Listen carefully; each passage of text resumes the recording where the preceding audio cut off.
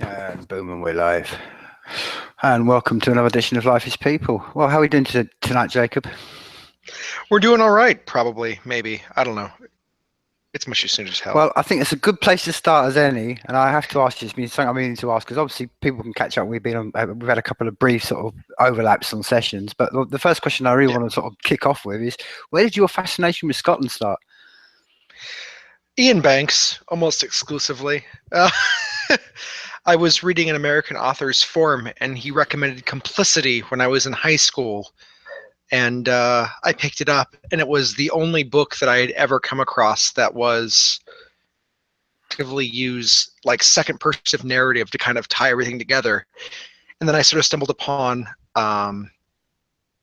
his nonfiction book about um, raw spirit, and it's sort of like the way he wrote those pastoral scenes, just sort of. And then additionally, years after that, I ran across a gal who went to my university, and she was Scottish, and she was just phenomenal people. So I talked to her a lot, and from there, it just kind of spiraled into just there's this massive culture behind it, and just it's just so very like it swims in much more like conversational waters. Like there's not this weird hangout with appearances that everyone seems to be so infatuated with. It's much more, I don't want to say necessarily honest, but at least able to move closer to that than what I've come across with strangers in America. So I think that has a lot to do with the history, honestly. Like there's not a lot of room for bullshit in Scottish history. It's finite, and it's often, I don't want to say vitriolic because that corrosive, but it's much more raw. Again, like Raw Spirit, that book. It's just very off the cuff. You say what you mean. There's no, to borrow a term, bollocks. It's just it is what it is, and you deal with that, and that's just so much more useful to me. Well, I think a lot of what you speak upon there, Jacob, goes back to one of the things I think is maybe a bit over sort of seen about and forgotten about what people see when they look about Scotland. Is there's a lot of Gaelic culture that Scotland's based upon, Yeah, and a lot of the Gaelic history, if you go really way back, was all based on the Brian Law. And the whole point of the Brian Law was it was kind of like you based on meritocracy and on what you did and stuff. And a lot of that was exactly because you couldn't fake behind things. You were what you did, and so therefore it meant more of a kind of a self kind of, like you said, a knowledge of self and an open and honesty, because that was the only way to be. And I think a lot of it as well, and I'm sure it comes across in a lot of, obviously, a lot of the Scottish writers and a lot of the Scottish art and stuff. And I have to say, I mean, I'm from someone who's fortunate to live around the world and stuff, and I've lived in South America and I've been to Africa and all sorts of places, and there is nothing quite more majestic, for want of a better word, than Scotland. And the place is just absolutely, it just humbles you to the core.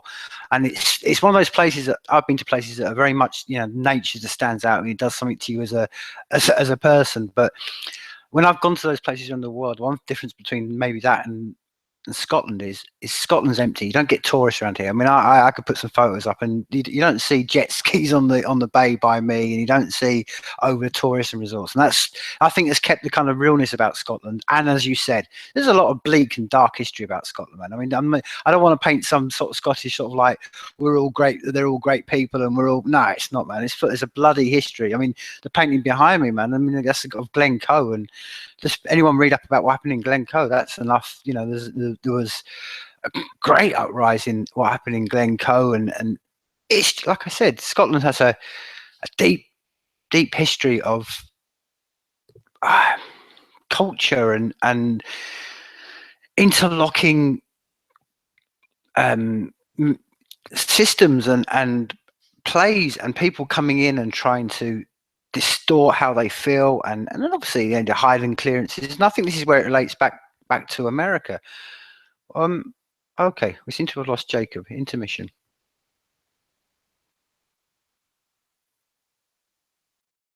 And he's back. Oh, okay, Jacob, are you back, man? Can you hear me?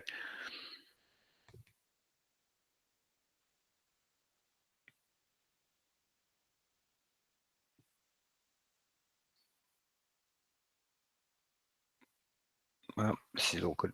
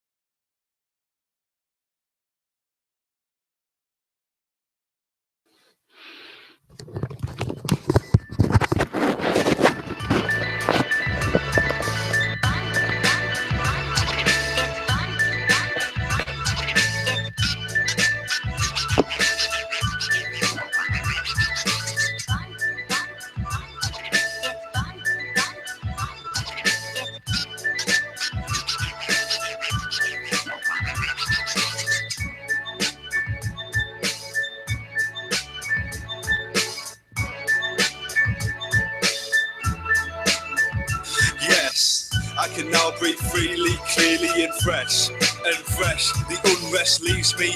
I say goodbye to awkwardness. Open the curtain so long, darkness. The dims are soaked in holiness.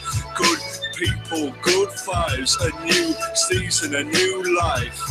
I decide who I want by my side, cure the poisons in my life, and then I realise, and then you realise that the ceiling can be quite high, and there's goodness outside, life and light, not limited to the night sky.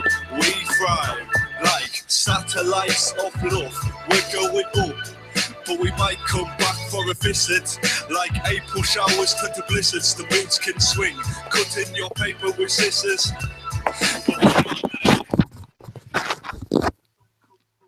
Not sure what happened there, but my computer completely and totally killed itself. Wow, that is timing for you. Good Lord, I apologize for that. No, dude. Do you know what I love? Do you know what I love about these moments when they happen live? Because it's happened on quite a few occasions. It's just more proof that we're doing this instantly in this moment on the rock, man. So you know what I mean? There's none of this corporate shit. That's a fair point, but one I feel bad about nonetheless.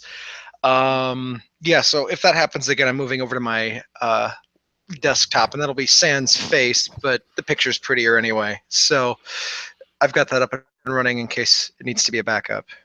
No, like I was basically saying, I mean, I was kind of, before you did cut off, I was just basically saying a lot of the Scottish thing is not only the history, but I think it's also the sense of place. And the fact it's, as you said, there's a lot of, you know, man, it's not that, there's a lot of bloody history behind the place as well. And that comes out in the rights. And I'm fascinated you say about Ian Banks, because without sort of disclosing, I mean, it's not overly much a secret, but, you know, he actually lived in the town I you know, where I live right now. So right. there's quite a sort of a, you know, when you first mentioned that, I was like, oh, that's a strange connection. So, I mean, which is kind of the leading on question. Is you sort of, you know, you said you met university and you met someone there. I understand that you studied creative writing at university, yeah? I mean, I had a passion for it. I've always had a passion for it, but technically, my degree is in pre-17th century literature, mostly of Western Europe. But yeah, no, I spent a lot of time with creative writing. It's been my passion since I was 6. So, I mean, you could call it a degree, but no one's willing to pay me for it. So, I mean, take from that what you will. Oh, that's fascinating, man. I mean, tell me. I mean, enlighten me more about it. I mean, you said, you know, pre sort of 17. I mean, that's encompassing to me one of the greatest periods. Has always been an inspiration to me. I think the Gutenberg and the printing press was one of the greatest things that ever happened to us as a civilization, and I equate it to. Bar none. I equate it to where we are right now. But so you obviously studying that. So did that encompass that whole part of the history, or did it just solely I mean, that's actually a very interesting question, because it's very hard to get that sense of place, because there were no boundaries. You know what I mean? Like, there were cultural boundaries, but the physical boundaries were constantly shifting, and they weren't important, I guess, is the easiest way to put that. Like, obviously they were important to people who were in charge, but like the Romans came to touch the very like cusp of like Britain, and then they're in a settlement, and they ran off and did some other shit, and then they retracted. Meanwhile, the people on the coast in that village were like, what the hell's happening? And they just went around with their life. It didn't mean anything. And so you see that a lot with like the literature. There's much more spent to cultural heritage and the way they do things and why. And the why isn't necessarily explained, but it becomes sort of like fun to kind of fish out in the writing. We do the things that we do. And that to me was the thing that I liked the most, because I am the least nationalistic person that could possibly exist in a country that prides itself on, well, nationalism described as patriotism. Like, I just don't care. I believe that we are human, and that shit is hard as hell, and we should just kind of like work together to make that work. And so when you see that old literature, it kind of it speaks to that part of you, that part of you that's like, well, it's basically mystic is what it is, because it's so untenable in a real world. Like, there are no like King Arthurs, there are no, you know, St. Erkenwald moments where, you know, you find the dead and you know, bring them onto Christ after they're dead, and thereby, remove the problem of, like, what do you do with people who were awesome but before Jesus existed? Like, there aren't those moments in real life. Everything is muddled and fast, and I mean, it's fast now. It might not have been fast then. That's something I still struggle with, but it's beautiful to me because everyone's just being. It's a culture, and culture to me is so much more fascinating than, like, I suppose, country history and things like that, because it's much more inclusive. Yeah, I mean, what's fascinating about really, like I said, I'm going back to the good and the press and stuff, and what was fascinating about that moment, and it's you can argue now we're still in the process of untangling ourselves from Sure. it, but exactly at that point, everything was, as you said, it was centralized knowledge. What suited the cultural norms or the king at the time or the religion at the time, and everything had to go through this very tight filter of, because it was all handwritten. This is one of the things that people forget, that this stuff was either done on, like maybe the Sumerians were doing it on clay and they're doing their way, but it was generally, one human being doing an action on a physical material object. So this is a very skilled profession. That's why it was very highly valued. And obviously with that comes, and this is one of the things as you discover that it's always been relevant. It wasn't like it was kind of like, it was very centralized in the western part of the world and over in China in the 2,000 years ago. No, it was the same. That was all these people were highly valued. And I mean, many cultures, the people that were doing the actual scripting and the writing were eunuchs, because they were that much of a enclosed and that valued that they couldn't be trusted just to go around and trust their natural words, which is what led into the Catholics and the whole of the Roman Church doing. Is that they took on the same principle, separate men and put them away. And what I'm trying to say was, so it's fascinating. I always find it fascinating this particularly leads into what you said then about your country and nationalism, how it's all wrapped up. And one of the things that's fascinating to me, looking from this part of the world, and it ties in with this part of the knowledge and old, how you said about written stuff. But when I look over to America, everything is written. It's all wrapped around the flag and it's all wrapped around the Bible. It's very religious, your country. I mean, far more, in a sense, you're never going to have any president, that ever's going to stand up and say, I'm an atheist. I mean, maybe so in my lifetime, but it's never been up till this moment, and it won't happen for maybe in the next election. You're not going to have any, But my point I'm trying to make is that these people that are so wrapped up in this Bible, and I understand, because I'm from a religious background, so I understand, a Christian background, so I understand the Bible fully. But people never understand it. I mean, it's something you quite illuminate and spoke eruditely upon, is that this knowledge of the Bible, even what they've written, and America is so wrapping itself around, it's so contradictory. There was plenty of Jesus of Barabbas. There was plenty of, it's what I mean, especially go to the Old Testament, you read some of the accounts, the Jewish account of what was going on in Jerusalem, and then you go and read the Persian side, and it's like, oh, okay, so the Bible side is that suddenly the angels appeared and they wiped out 150,000 people, and assholes. And then you read the other side, and it's like, actually, he just paid his tribute. But the thing is that these people wrap themselves in this knowledge that was hand-selected 2,000 years ago, has been broken up, and here we are in 2016, and you're still going to have those guys in your part of the world bashing that Bible, and it's wrapped, and this echo is rebounded all the way through, like you said, from these people who are hand-chosen and handcrafted. Yeah, see, that's the thing, is I didn't grow up in the Bible Belt, but again, I think probably closer to your situation. I grew up in a very religious focused. It wasn't necessarily like indoctrinating, but it was very like, things are great when you agree with us, just don't disagree, because then you get stared at and there's glowers, and you feel that isolation. And especially me as a child who was inherently for lack of a better term, I lusted after the approval of adults. I wanted to be smarter. I wanted to be better than like kids my age. Again, from them themselves. Like, it's only gotten worse as I've gotten older. My God, find someone that's better than me at something, rage. But going back to the religious aspect, it's a tricky situation, because religion is one of those things that I kind of take a Christopher Hitchens view of that. It speaks back to something, a part of us that is ancient. It speaks back to us when we were in our infancy, where we needed to be coddled in order to kind of brought into line so that we could accomplish greater things. And while I don't think we've necessarily outgrown it, I think we are outgrowing it. We are shedding that necessity. Not to say that spirituality is necessarily a bad thing, but it's, I guess my point, dragging directly to the next, is that I believe that the religious in the South are clinging to it because they feel themselves being isolated. And that's why they're holding the literalist interpretation. I mean, you can obviously indict, public education and this and the other thing. But I mean, if people wanted to, they could make that change. Everyone has the personal, for lack of a better term, free will in order to choose, especially now, what information they take in. And they're deliberately choosing to, I mean, and that's true for everyone. That's not really fair to put towards any necessarily religious sect, but everyone's choosing the information that they want to believe in, as opposed to like anything close to objective. It's just, this makes me feel better. It's complicated because you can't talk to anyone about it in that sect. They're going to disagree with you adamantly, and you've immediately closed off any chance to have a decent conversation with them, which is, I believe, what you're doing here. Like, we could agree and disagree on a billion different things, but as long as we're willing to have that dialogue and be proven wrong and be honest, it's a growing experience. Like, I'm more than willing to be wrong because I would really like some certainty in the world. Like, to me, it's all just sort of enigmatic and very, very strange and vaguely unsettling, and I fear death like any good, American.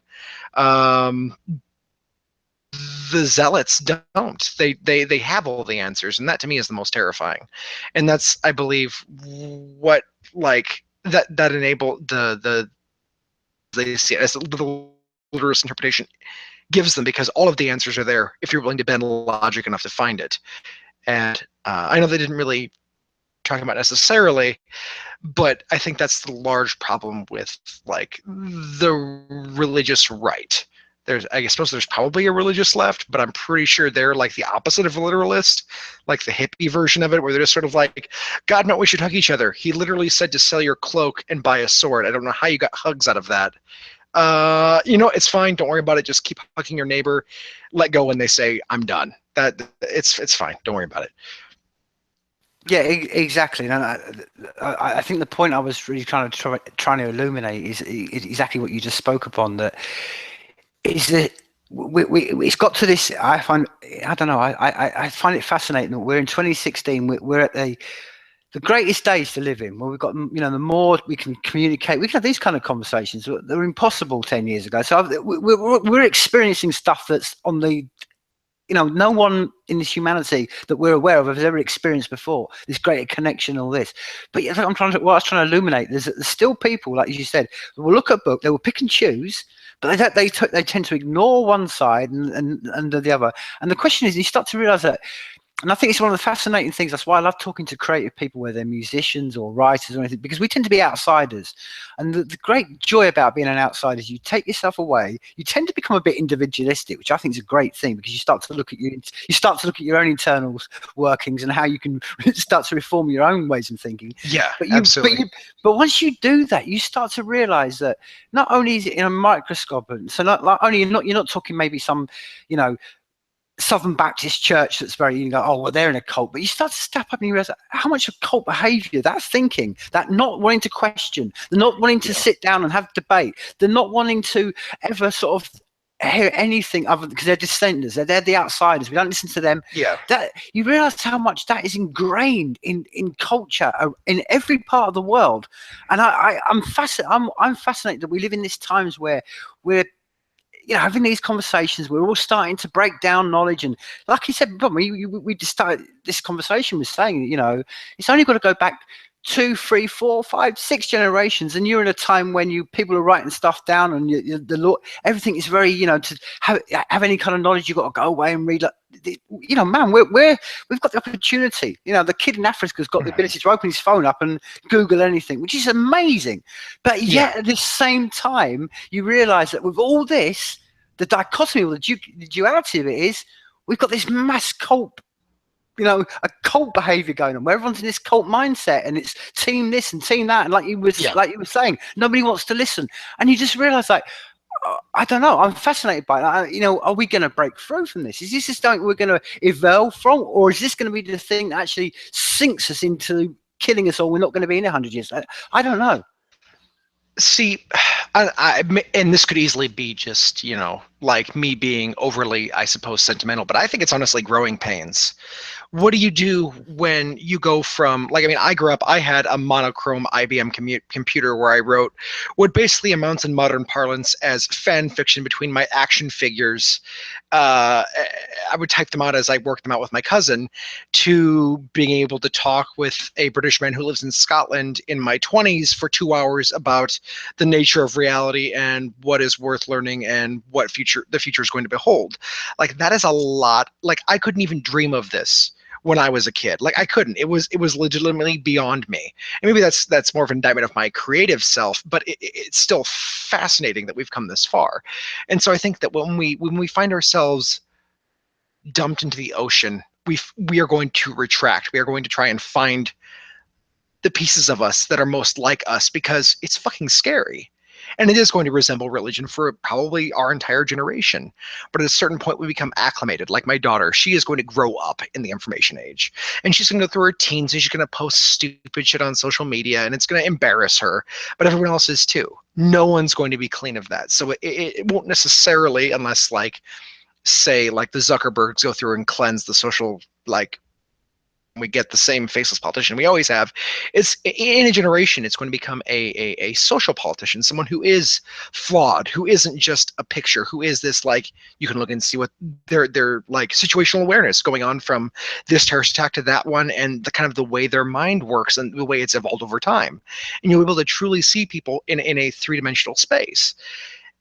And I think that that's coming. I think that we're probably screwed because, I mean, look what we've gotten so far. I don't think that's going to change until at least my grandparents' generation is, like, completely and totally gone, because they're the, like, pre-World War II sort of, like, the media was still trustworthy in a traditional sense. Obviously, there was always some hokum, especially with the fact that Roosevelt was never reportedly in a wheelchair, despite the fact that that was a huge thing for, like, a decade.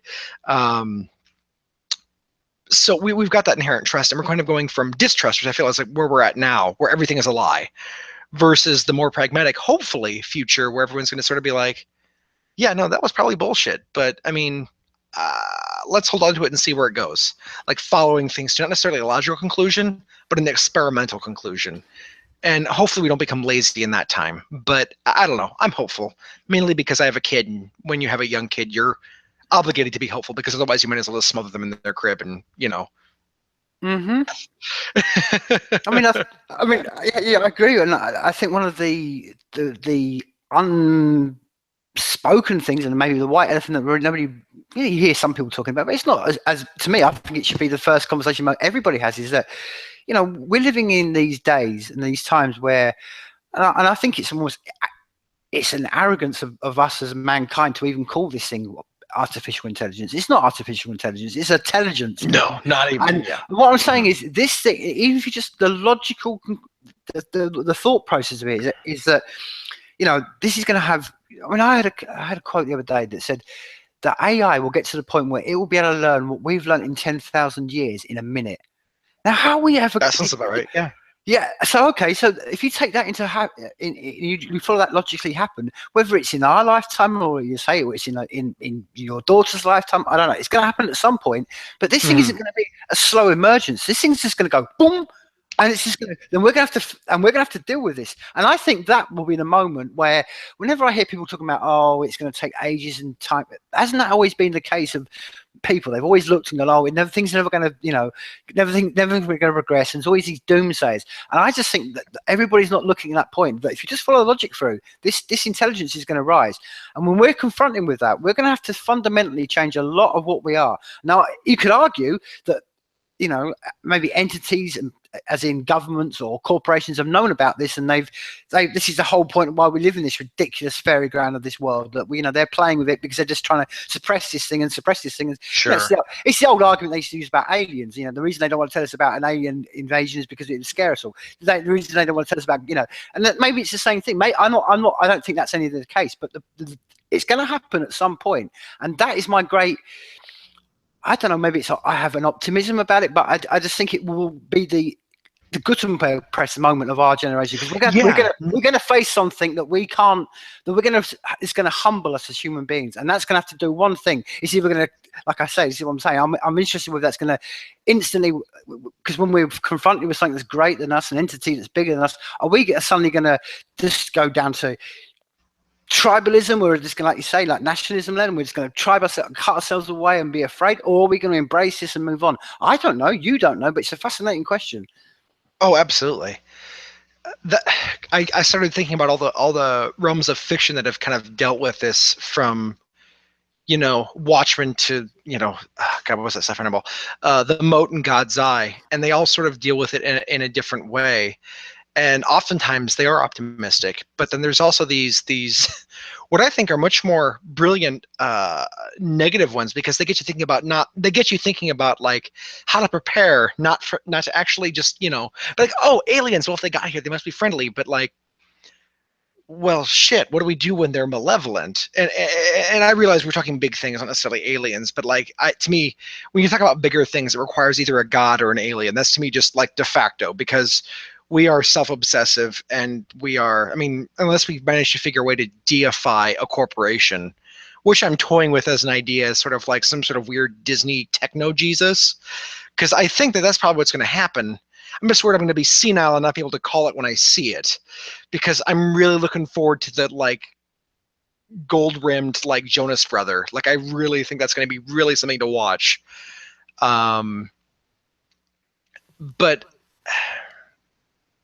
yeah, no, I honestly, it's just a fascinating question. I don't even know where to begin to touch it, because there's so many things. I don't necessarily believe in the singularity, which I think was the third option in your like greater than ourselves, because inherently technology is, once we unleash that, it becomes out of our control.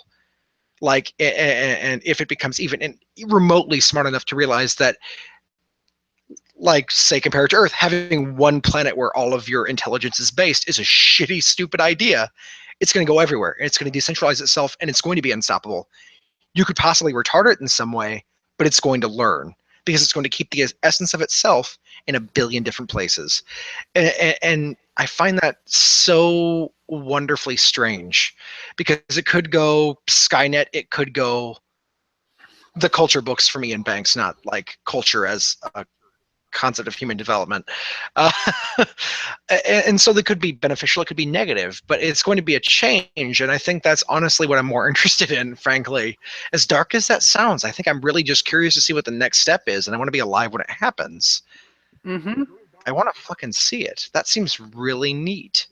But don't you think to use a metaphor, don't you think we're in that moment where we're just building a cocoon around ourselves before we change from the caterpillar to the butterfly? I think we're living through it. I think this is it. Oh, absolutely.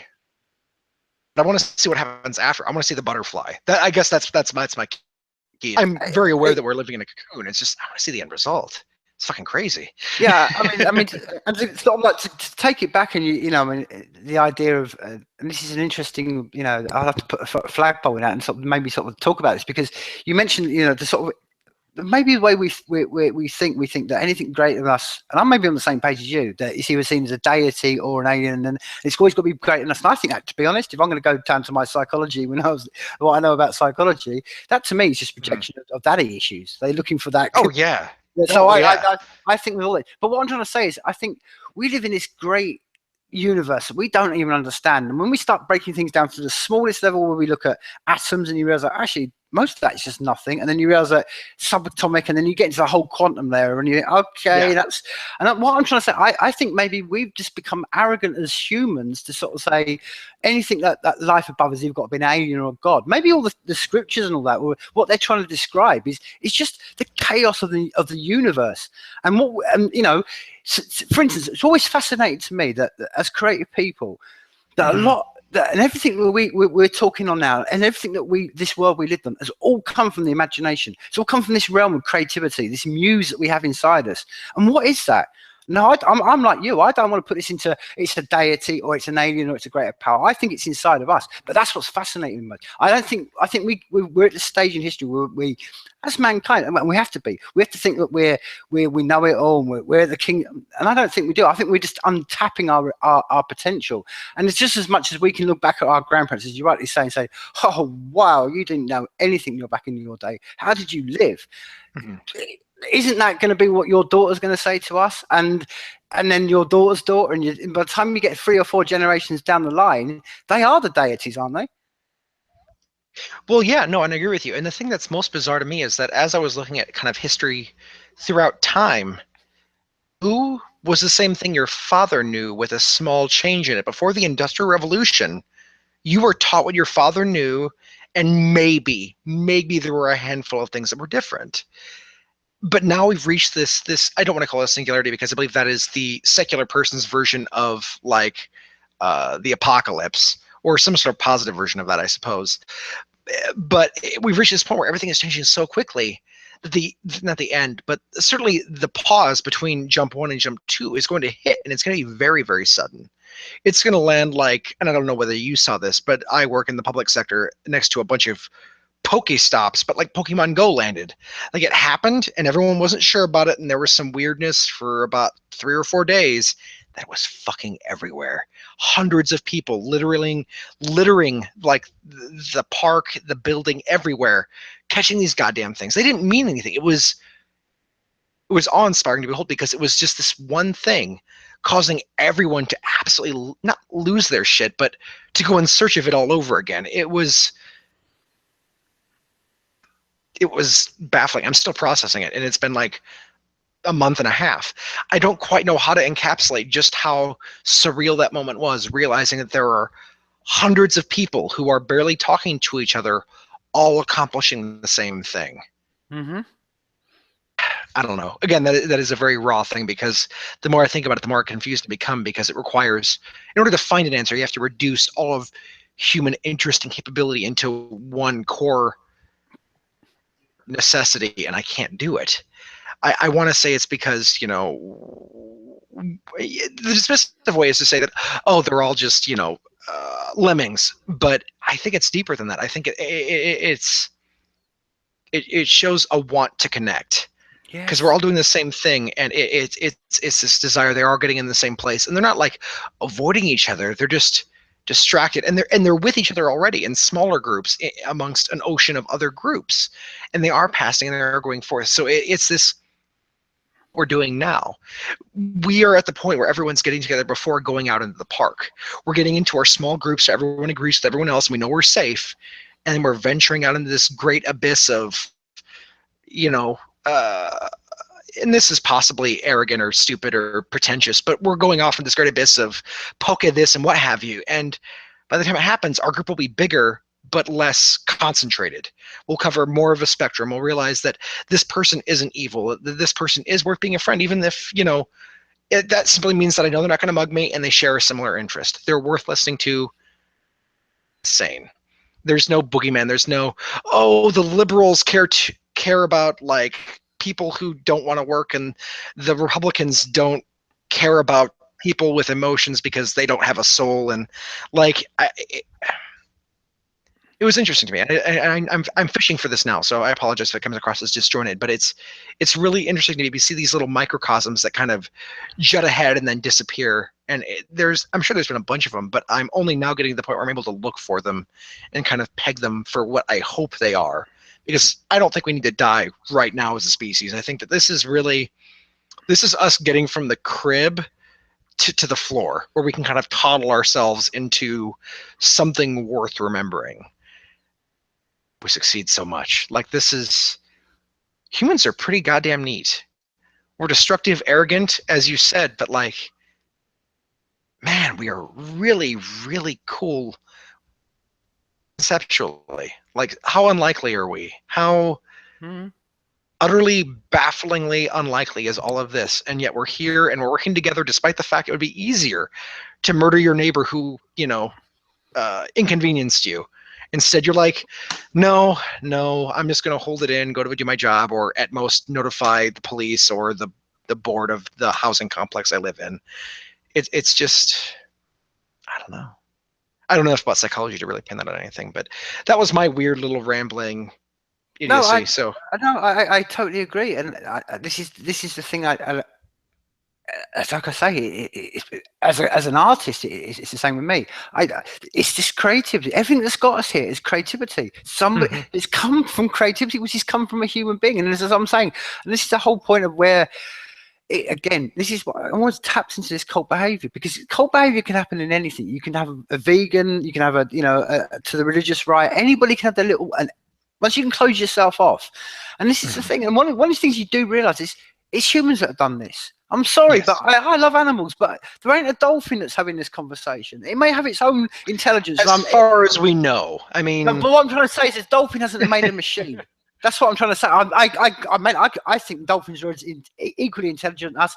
It can even be argued more intelligent than us. I'm not arguing about the level of their intelligence. I'm arguing they're certainly lazy. They're not exactly. That's the point I'm making. And not only that, I mean, this is the point. I mean, it's all the small things you talk about that makes us intrinsically human. That we've, because of this cult behavior and this whole idea of team mentality and divide and conquer, we've forgotten about. Look at us. I mean, I was having this thought today. I took a long walk up the hill, and all I was seeing was people walking dogs, and I thought, wow, look at this. This isn't amazing, is it? That human beings are investing all their love. They're going out to work. They're investing their time to look after this thing, and this dog that's just that just a few generations back or in other parts of the world, they chop it up and put it on the plate. It's amazing that we've got this ability inside us, and I think that, as I think you quite rightly said, I think we're at this point where, which is like life itself. It has its tentacles, and they want to reach out, and it wants to find, and we're going through that at the moment. And it's what's fascinating to me is that it's kind of we're at this point, and as you said, the growing pains, and it sees it's. I'm trying to say is, are we going to be able to, as a species, get ourselves out of the lizard brain thinking of all that you were talking about, the division, the not wanting to question anything, the self-interest? Will we get over that? And it's not. And the question is, do we get over that, or do we just tip, as we've seen definitely for the last 100 years, we tip from either being completely sadistic on one side and completely, as you said, and you become like sort of like Saddam Hussein's sons, and they just right, and all the horrifics that they did, or do we become into some sort of collective where we just all give up our individuality? And we've seen that experiment played out, and I'm interested to see whether I've seen my generation have played the same thing out. I mean, not a lot has really changed. We've played out the same team red, team blue, and we've tried to, that's what I'm fascinated. Does the generation of your daughter, do they just look at it all maybe in the same way as I do? I'm sure the people you come across, we all look at it and think, really? Can any human being be a president? Do we? Absolutely not. Do you know what I mean? Absolutely not. Even if you take the side, I mean, I'm the one that wants to rip away it all. But I look at it and think, man, it's an impossible job. I mean, I think the same about the police officer. I think can any human being be a police officer in today's age? No. These are antiquated ideas written by dead people that we still live through. Mm-hmm. And I'm fascinated whether that that's what I'm saying. I kind of knew this when I was in my 20s, but hey, I'm in my 40s now and nothing's changed. I'm fascinated to whether your daughter, she's going to see the ridiculousness of it all and think, oh, okay, and she just sinks into the same human trait that you've seen. You could argue civilization done for a long time. We're the greatest species. As I say, I love mankind. I love human beings for what they are. What frustrates me most is that people, they give up the greatest gift we've got of being a human being. And like you said, aren't we great? And they give it all up for no critical thinking, give up to this, like I say, this team mentality behavior, and they reduce themselves. And the amount of old people that I know that sit on the older, they get to their death years and they're saying, oh, I wasted it all. And that is the biggest crime. And this is where you don't see many people saying, in like you were talking about, whether it's a religious right or whatever it is, you're not going to hear those people saying to you, explore your own things, question your own things, look at things critically, which is what you need as a growth as a human being. And this is what I feel really great that your daughter, that's what I'm saying, she's born in the age where she doesn't know anything other than the iPhone. Now that's an Yeah. amazing concept. So she's got the ability automatically to have that, and she's not going to know anything different. It's not that where we lived in the world where, you know, even you remember, like you said, VHSs and stuff. That to her is so that generation that have been born with this in the last 6 or 7 years, in the last 10, maybe 10 years, you want to stretch it. They're a fascinating generation to me. That, you know, if I could live long enough to watch what they do, they have the ability to, I think, to either completely reshape this world, or they could just destroy it. But they have, but they have their hands on a, just as we do now. This is one of the things. I'm not trying to say let's blame it all, let's put all the pressure onto the daughters, because this is what frustrates me now. If every human being tapped into what they've got, and they started to criticize, as you said, start to think and question and look at themselves, and instead of trying to reform everybody else, and start to look to themselves and think, how can I make myself a better person, better individual, a better, you know, the world will be a better place just by that one action. But we're not being, you know, you're not going to get that, because everything's team this, team that. Oh, we have to do this because my team has to win, and it's so corrosive on us as a species. Oh, absolutely. I guess my main issue, because I'm a big fan of everything that you just said, my only crevet being the fact I'm not necessarily sure that everyone has the ability to critically think. I think there is not a majority, but certainly a large minority of people that don't have that self-actualizing moment. They're perfectly content working for the weekend. And I believe that is the attitude that has to die. And there's going to be a dramatic drop-off in people, I feel like, because we're already seeing it now with the current like trends of population. Like, it's peaking out and then it's going to drop over the course of like 60, 80, 100 years. Now, whether that's because of climate change and the fact we're all washed away screaming and drowning, I can't say. But people are having inherently fewer kids, and there seems to be this understanding something is approaching.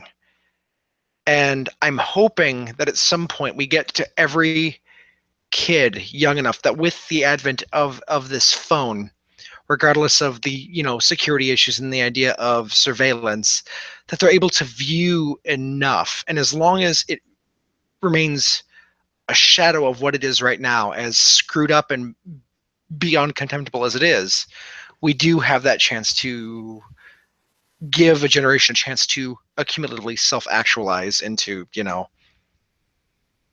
not like people who aren't going to sit there and watch, you know, 80s action movies and realize they just saw a masterpiece, as opposed to the rest of us who are like, yeah, he killed that dude. Now what? What do we do with this? So I'm hoping. But I think that my concern is that we don't outgrow the 9 to 5 is okay. If you're not working, you're inherently useless.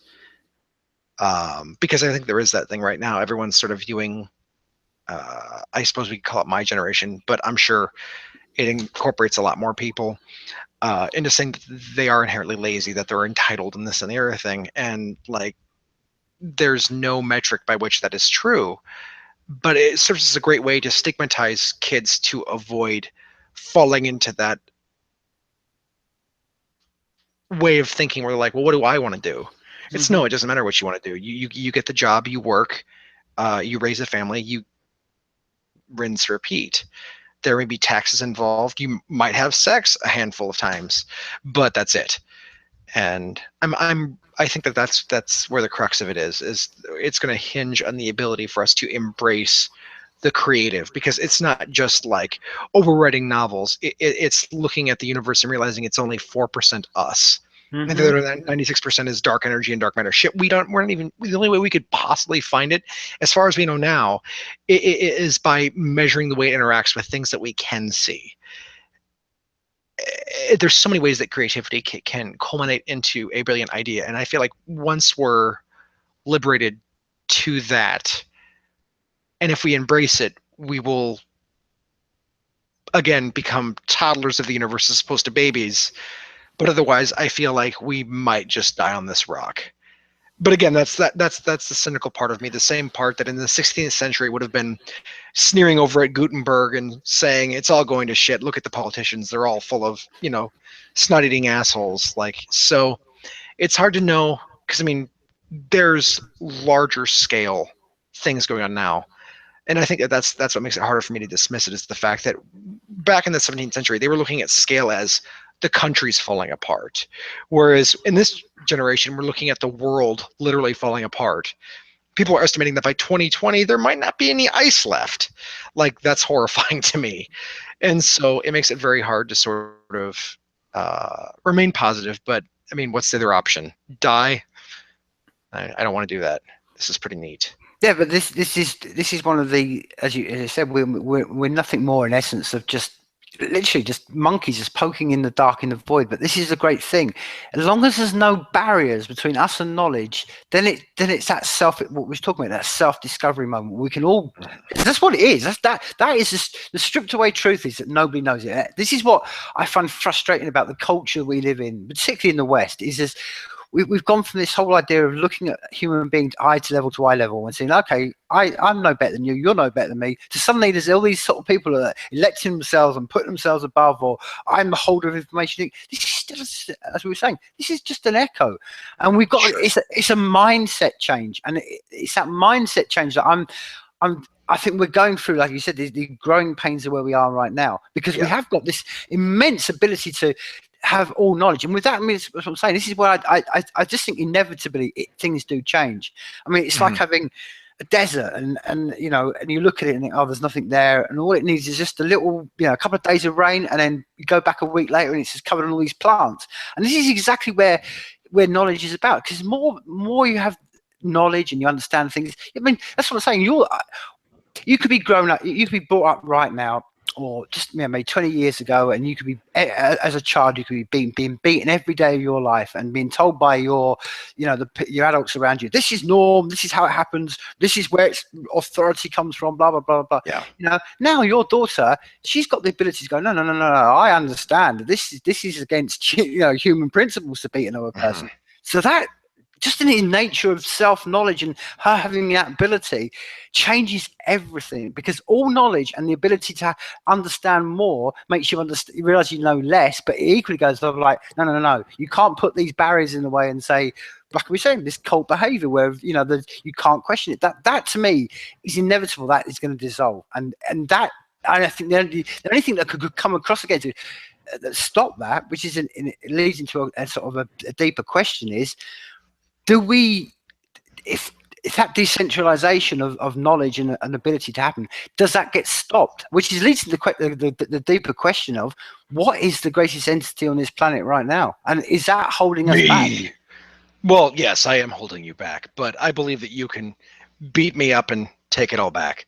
No, sorry, I didn't mean to interject. I just me at things. It fills me with joy.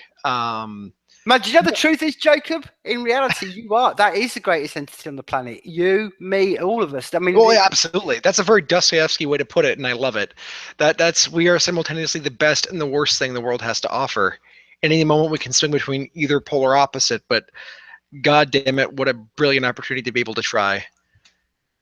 God, I love Dostoevsky. Son of a bitch. This is something I really kind of I did want to sort of, like, you know, sort of spend some time with you about, because obviously, you know, we both got this love of writing, and we both kind of delved, you know, that's one of our loves and passions. I wanted to ask you, if there was one book you were going to give to your daughter, or you think everybody should go out and read, what would be that one book? I'll tell you mine from the start. I think, not because I think it's the greatest piece of work ever, not because it's, you know, I just think if there's one book that if I was to give, you know, it frustrates me, and it does frustrate me that this book isn't really kind of disseminated enough, especially over here in the education system, is Animal Farm by George Orwell, because I think it just gives interesting. That to me, I think it's a very simple story. It can be, you know, and it gives a great, it's basically a fairy tale. Yeah.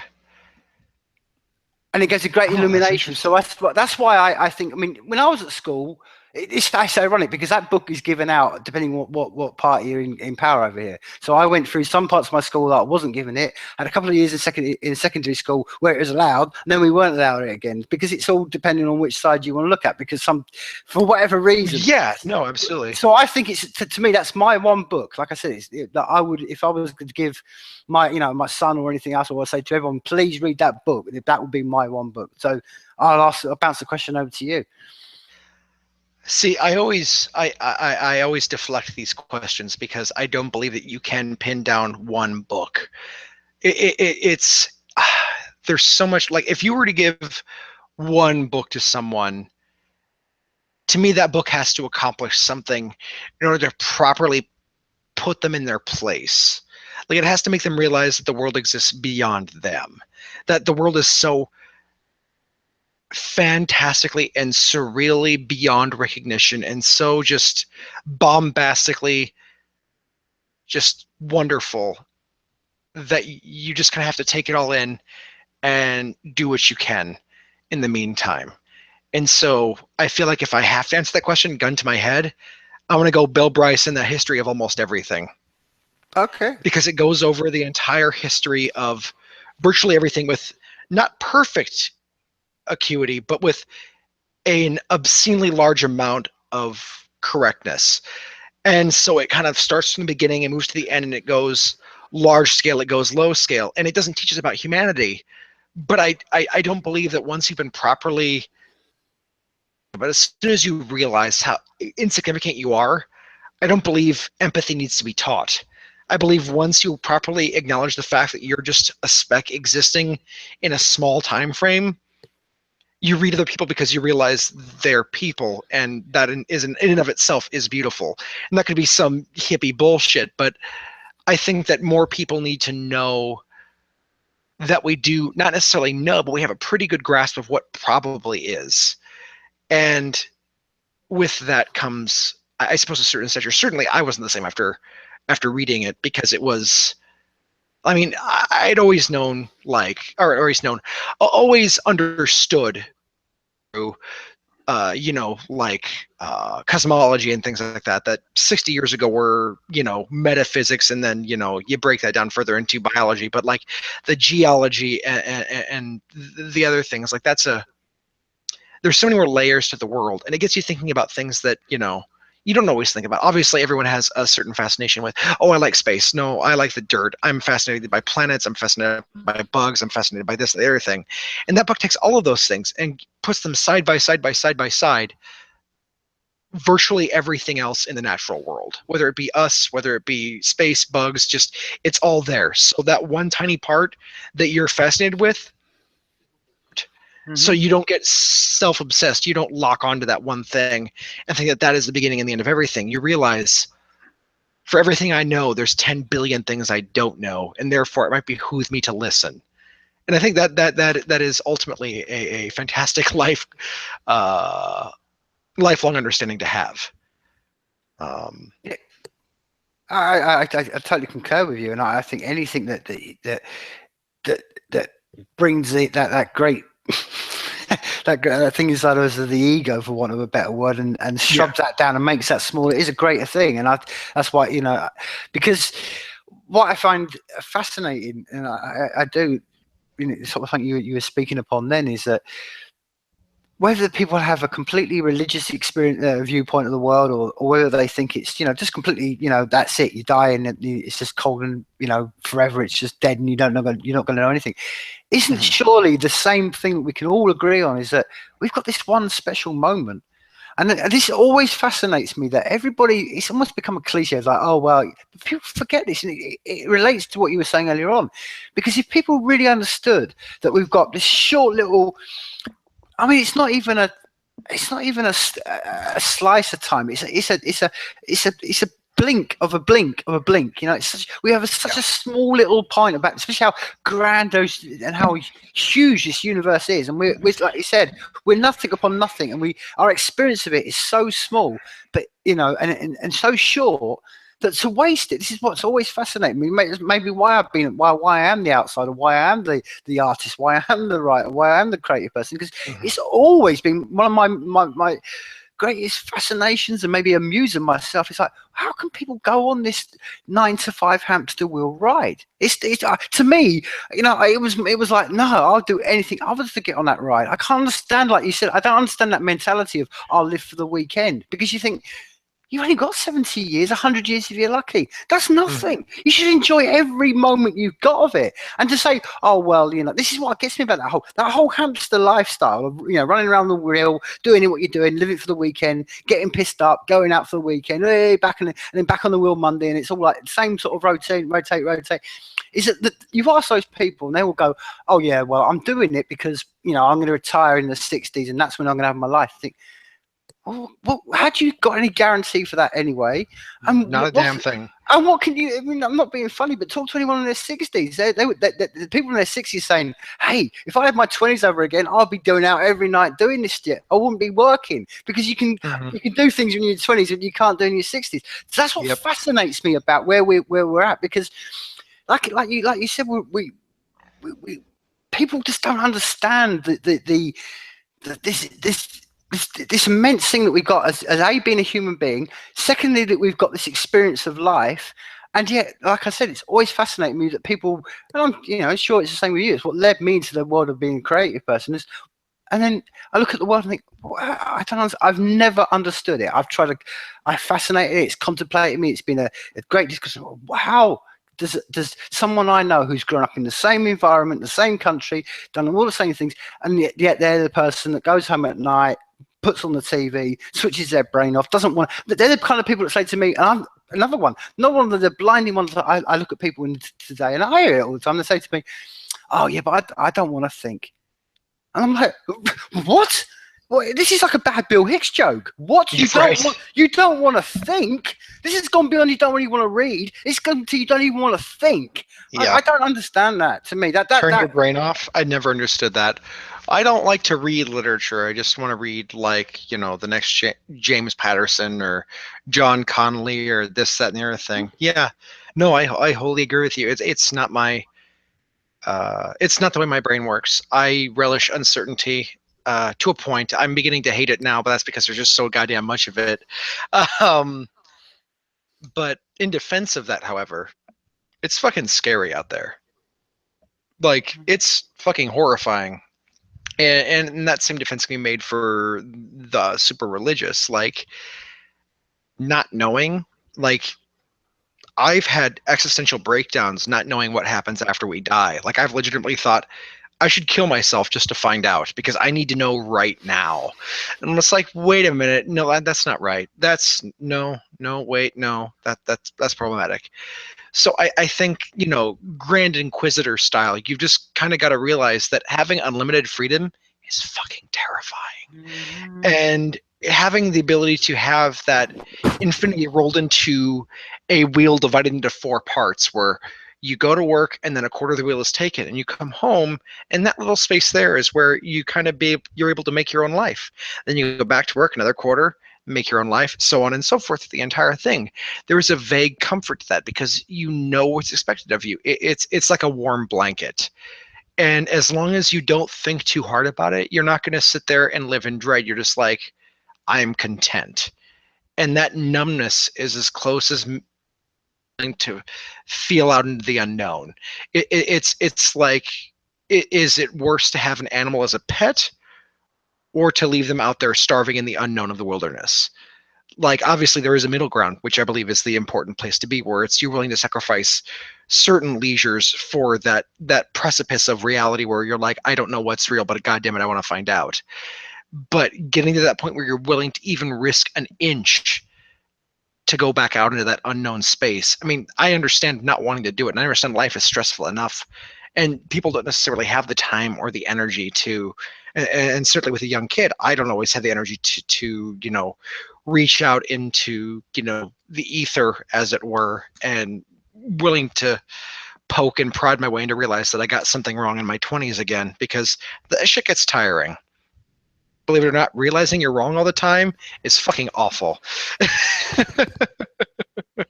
It is, but this is what I find fascinating about almost like that you can see between If you were looking at it from above this earth, you would see generally two sides. You see the one part of the world which is very much the first world that we live in, and from this part of Sure. the world on Twitter and social media, you just generally, as you quite eruditely spoke upon, you're just hearing a bunch of babies just all whining, all complaining, all being offended, all But on the other parts of the world that have got more, as in I'm saying the duality is we have all the comforts, all the Twitters, all these great things. You can watch your HD films, you can play virtual reality. You've got all the comforts as we've defined what comfort is. On the other side, we look at them lot and go, oh, they haven't got the life we got. I wouldn't want to live in some third world backward country. You know, You go to that part of go live amongst them, where they're faced with all the things that, real nature, real life, almost like a raw, what it's like to live on this rock, in the wild. They're dealing with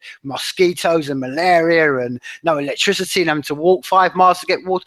These are the people that are happiest on this planet, and they don't complain. They don't complain, and yet they don't have the stress. And this is what's always fascinated me. The people that we look down upon have the least stress, and they're the same human beings on the same rock in the same time. They don't sit and have the stress. They understand it all. They can, because they will sit around at night and they've got, oh, we've got through the day. Just put the campfire around and now let's talk and think, Mike, we got through today. Yes, so we got another day. And that's what we've, in our part of the world, that's where we've drifted so far into this weak mind, sludgy kind of thinking that we don't realize how much of a spoilt baby we are. And that's why you think this is the same rock. I mean, this is what always fascinates me about America. You think, okay, I can understand about us because we're separated by, we're an island. So we've got, it's difficult to leave this little, farm that we're on. But in America, you can just literally just get on your bike or get in a car and just drive. You haven't got to do anything. And for days. Yeah, exactly. And then you're getting to a world, and that would be the complete wake up for Americans. And this is what I find this fascinating thing, that this is what I really, you hear all these projections about it. This is why I don't like this whole noble tribesman bollocks. That, oh, well, those guys. No. They want all the things we want. They want mobile phones. They want knowledge. They're not some sort of, But the point is that the people that live in the most, as we say, constructed comfort are the ones that complain the most. And it leads to what you were just describing about. It leads to this whole world of living 9 to 5, but hey, don't worry about it because, I'm scared of the stress. And yet the real stress is like we're on a rock in the middle of this universe and we've got a short stuff. And those people that we look down upon in the third world, they're more aware of that and yet more happy. And that's the duality of this strange thing we call life, that we live in this part of the world, we're stressing about things that there are parts of the world going, what are you stressing about, man? Ours is self-perpetuating, though. Like our stress, like our entire system of belief, the way our entire economy works, at least in America and possibly the entire West, it's based around this consumptive work ethic. It's you need to be stressed. That's how you know you're succeeding. And nature in say the third world, where you're just happy to survive the day, nature isn't pressing it around you necessarily with the same intensity. Like your neighbor isn't like staring daggers at you for anything. They're just grateful to be around, to be happy. But we judge our neighbors for every little thing. And again, I think it is largely because of the way that we have it too well. We have the social loafing issue where it's like, oh, I've got nothing to worry about, so I'm going to worry about everything. We don't have the bare essential story, but we've got our food, we've got our water, we've got our I suppose books, this, that, and the other thing. And so we're going to worry about literally everything else. We don't have that one primal focus. And we feed on each other. We insist on making everyone else feel worse. And I'm not sure whether that's systemic or just a cultural thing. But I think that's the big thing, and lack of perspective, obviously, because we can talk to anyone else in the first world, but the third world, that's a harder space to get connection with. Not only because of the obvious, at least in our part of the world, the skin tone differences, but cultural and geographically, like it's harder to visualize ourselves in that mode, because I mean, which one of us could hunt, honestly? Like which one of us could, barter properly and, come home with enough to feed us for 7 days instead of 6. Like it's these little victories that make life worth surviving. And you see little things that people come across with that make them happy, that give them that moment, but they don't feed on them long enough. Everyone else just feeds them like this congrats and okay, go back to your run-ins. Like that's it.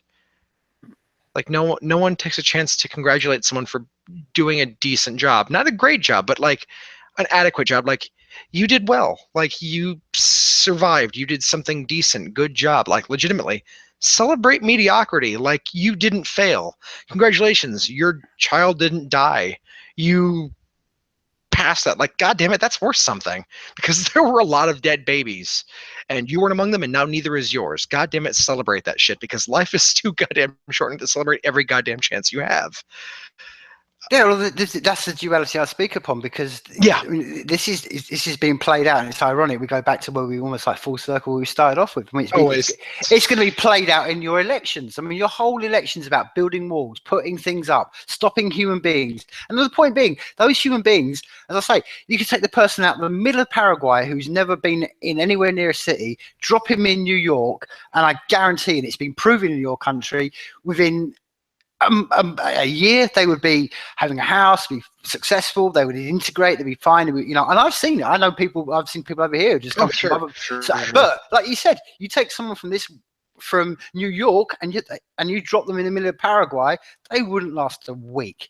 And that's, do you know what I mean? But those are the people that complain most. And I always said to the people, when I hear them complaining the most, and that more baby scream, I say to them, you know, you've got the ability, which is again plays into what we were talking about. For the first time ever, I mean, beyond me, you talk about our grandparents. They would have dreamed about it, that you could have gotten a plane for something you could work for, you know, maybe a month's of work, and then that can afford you to get on a plane and go anywhere you like. And people go, oh no, but you think, well, why do you stay in somewhere that you obviously find the most complaining? And then that's what I find fascinating, that the people that will complain most are the people that never want to shift. Oh, they don't want to leave their town. They don't want to leave their village. Oh, they don't want to leave their circle of friends. They wouldn't ever dream. Oh, you can go and tell them. I live in proof of it. I went and lived, like I say, I lived in South America. Come back to England, it's like everyone's complaining about this. I'm like, well, you know, you can get on a plane and go live over there. That's possible to do. Oh, no, I can't do that. And I find that fascinating, because it's kind of it's almost like self-delusion to me. That's interesting. I mean, it is a delusion. I mean, to believe that you're incapable of doing something is inherently delusional. I mean, sans say the Third World War, it's like, no, I can't cross the Mojave Desert and get to, you know, greenery and a new life. Like, I mean, hypothetically, you could argue that it is possible, but it's not really possible, because no one's willing to bet their life on that much of an unknown. But for us, the ability where we know we have the infrastructure to guarantee to an almost 99.99 degree certainty that you can get on a plane, go someplace new, and whatever shit you came with you is getting off with you. Settle for being angry, lonely, and depressed. That makes it's a fear of change. It's got to be a fear of change, right? Like, I mean, there's no other way that makes any sense. It has to be that the idea of the unknown, that anything that takes away from the comfort you refuse to acknowledge, is horrifying. And that's the same thing with reading those books, the ones that make you think, that make you confront ideas that disturb you, or that confuse you, or that you don't understand immediately. It's all things that force you to become something that you aren't necessarily right now. And I mean, I think you're right. I think not only is it change, which is one of the things I think completely difference between, and it's evident in what we're talking about, the transmutation of people from one place to another. We particularly, and I speak here, and I'm sure you can say in America, but even the violence is in America, it's nothing compared to the violence that people see. And when you see the real horrific nature of human beings, that's why they flee up to America. And the reason they're doing it, and then you go to America and go, oh, well, I've been offended by something. Well, really? They've seen the real nature of life. And I think that's the drive. And I think that's something that we've forgotten about, that we think, oh, well, that doesn't happen. And this is what I find fascinating, that we live in this world where this is what I'm saying. Like you were just speaking upon. We have the ability to know everything that's going on in the world, but we choose to ignore it. We choose to ignore that at the end of every iPhone is some African kid breaking down a rock and not getting paid for it. We choose to forget that we choose to overlook the fact that that Africans are being slaughtered, or that there's kids being wiped out by hunger and disease. We choose to do that. That's us. That's not the fact that we haven't got the knowledge. I mean, our grandparents can go, "Oh, I didn't know about that." We can't. So that's the self-delusion that I think is so ironic about the people who live in the most comfort, and they complain about people who are trying to get from horrific war situations to go live in the comfort, and the people going, "Oh, I understand why they're doing it, because they see change." But hey, Yeah. that change is driven not because these people want to live the hamster lifestyle. It's because they're running from real fear. That's what people forget. They never equate why people are coming from one place to another. And we know why they do it, but we choose to ignore it. Like over here, there's a big Syrian, and that's a deep, complicated issue. I'm not, but what I'm trying to say is, people will never focus on, like, can you imagine what it's like to have drones bombing, and then planes? We can't imagine that. In my generation, I've never had anything like that, and that's what's fascinating. When I've gone down to Argentina and stuff, and spoken to people who, instead of, like, for me in my generation, it's my grandparents I'm talking to about that. This is people that were my age, and they're like, "Oh," and then you suddenly realize, like, oh, how fortunate are we? And then how dare we complain that anybody has the drive to get up, and what you were speaking about as human beings, and that inevitate that ability to strive forward and make something better themselves and go to another part of the world, and they've got to be faced by a wall by a guy who's doing it, who's wrapping himself up in this flag, and you think, really? What you got to be fearful for, man? I mean, I'm not being funny, but America's a big country. You haven't got to be fearful of people. You may be fearful of culture and influences, and that's what I think the change is. I don't think people are overly inherently afraid of people. I think that this goes to the question what we've been discussing tonight. I think people are inherently afraid of ideas. They're afraid of thoughts that may conflict with their, as I was saying before, this cult behavior. And you've got to think this cult behavior, as I said before, it doesn't just mean some Southern Baptist church. You basically look at it, you think, well, how much are all our Western societies are completely cultish in that sense? We wrap ourselves around flags, we wrap ourselves around sports, we wrap ourselves, and you think, and all these things require someone's got to be the enemy, someone's got to be the wrong. I don't question what they say, and it's amazing to me that we live, and that's what I'm saying. And the people that wrap themselves more in that are terrified of people who are running from fear and death. That is a very good point. Now, I suppose when you say we, do you mean we as a whole, or we as in the individual? Individual. Like when you say that, okay, so you're saying that, that's an issue that I have with, because there is I don't want to say misinformation, but a lack of information about what everything we do costs. I don't think we can fairly say that the same person who isn't capable of saying, I'm going to read a book that's going to challenge me, is capable of looking on the internet and realizing that Foxconn is employing, Chinese people at, 10 cents an hour, and they're killing themselves, and that's what's going into their iPhones. I believe they legitimately have no idea. I had a friend who legitimately did not realize that things that were in soda didn't have any nutritional value, that when they had a soda, it wasn't providing them any nutrients at all and was simply corroding their teeth. They had no idea. No way prepared them for that. And so I have a very hard time indicting the entirety of the individual, because, not to put like a too centralized point on it, but we elect people to do that for us, to share the information, the pertinent information that is important to us and the rest of the world, the humanitarian issue. Like, and certainly with America, the way we proclaim to be like the most free and the best and this and the other thing, we can't yell at China for, doing that when we're paying them to do it. Mm-hmm. And so I think it comes down less to the individual, at least in my mind, and I use the royal we for things like that, just because there are a lot of stupid fucking people in the world, and I'm chief among them. I'm absolutely certain. I just don't acknowledge it because I'm arrogant and being stupid. That I literally have no reason to live at that point. Like if I'm truly, truly stupid, I got nothing. I got nothing.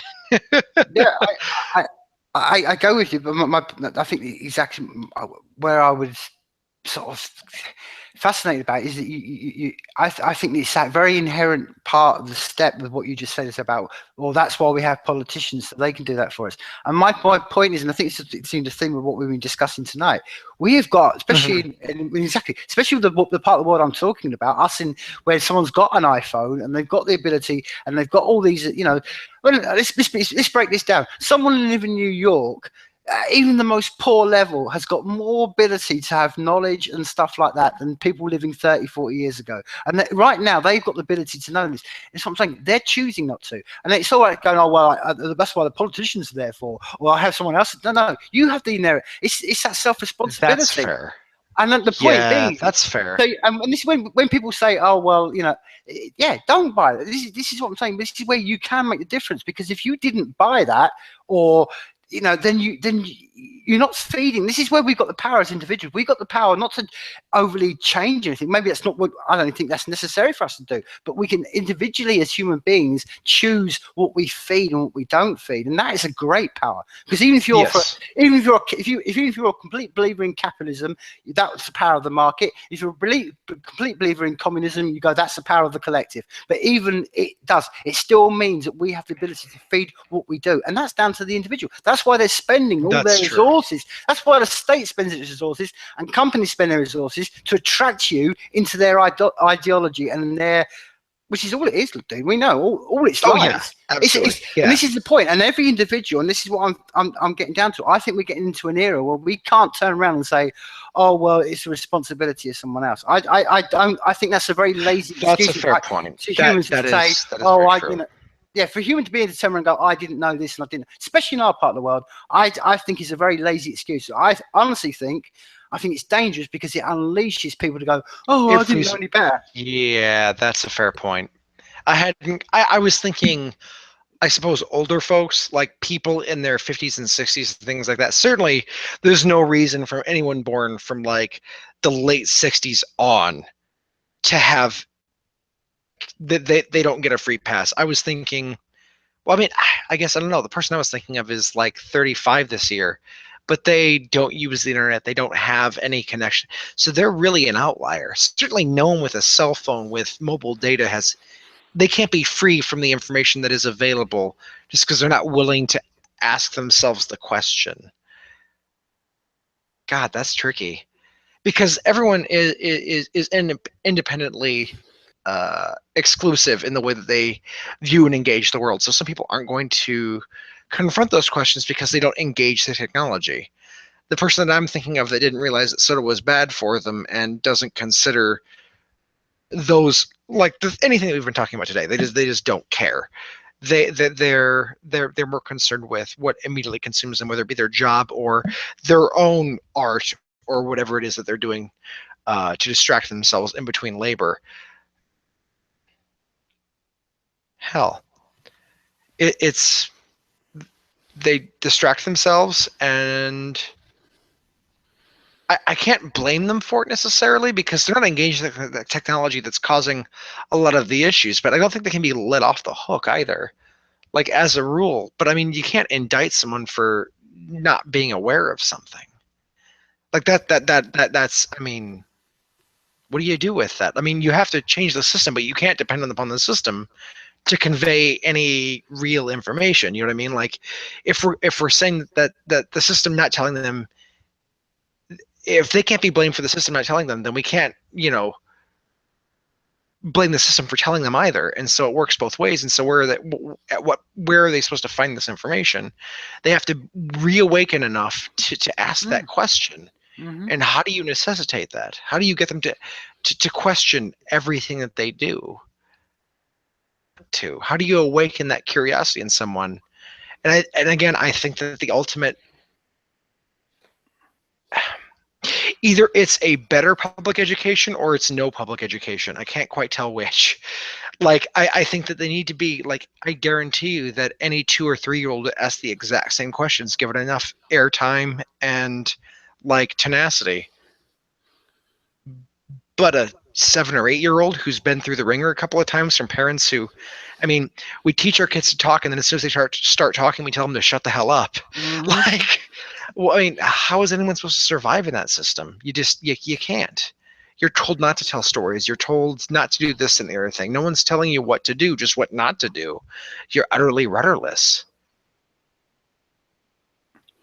But I don't know. I mean, obviously, go on.